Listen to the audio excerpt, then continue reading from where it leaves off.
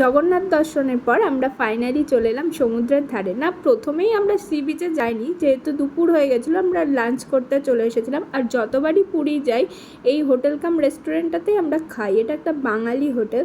তো আমরা অর্ডার করেছিলাম পাবদার থালি। এখানে ছিল ভাত, আলু ভাজা, ডাল, আলু পোস্ত, লাউয়ের তরকারি, পাবদার ঝাল, চাটনি আর মিষ্টি দই।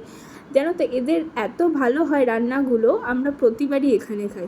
তো আমি একটু সমুদ্রের ধারে যেতে না একটু হেজিটেটেড ফিল করছিলাম, কারণ এত রোদ্দুর, বুঝতেই পারছো দেখে প্রচণ্ড রোদ্দুর। তো রনি আমাকে বললো সমুদ্রের ধারে গেলে অতটাও গরম লাগবে না, কারণ সমুদ্রের হাওয়ায়। তো তাই গেছিলাম, আর আমরা এখানে চেয়ার নিয়ে বসেছিলাম, এত হাওয়া দিচ্ছিলো আমাদের ঘুমই চলে আসছিলো। আর আমি বসে বসে ভাবছিলাম সত্যি কত দূর দূর থেকে এখানে কত রকমের মানুষ আছে, না ম্যাক্সিমাম বাঙালি, তবুও অনেকে আছে। এটা কিসের মজা?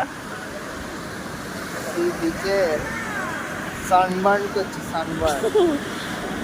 আর একে দেখো, ওর বাবাকে বলেছে ওকে নাকি এরকম করে বালির মধ্যে ঢুকিয়ে সাজিয়ে দিতে। ওর বাবা সেটা করেছিল, কিন্তু ওটা ওর পছন্দ হয়নি, ওকে ডিজাইন বানিয়ে দিতে হবে এটার ওপর। এইসব দেখছিলাম। তারপরে আমরা নিয়েছিলাম ডাব। সমুদ্রের ধারে আসবো আর ডাব খাবো না, এটা তো হতেই পারে না। ওদিক থেকে মাও ফোন করে বারবার বলছিল ডাব খেয়েছিস তো, গরমে ডাব খাওয়া ভালো। তো আমরা ডাব খাওয়ার পর, জলটা খাওয়ার পর শাঁস ছিল, সেটাও আমরা খুব ভালোভাবে খেয়েছিলাম, কারণ ওই শাঁসটা খেতে না আমার ভীষণ ভালো লাগে।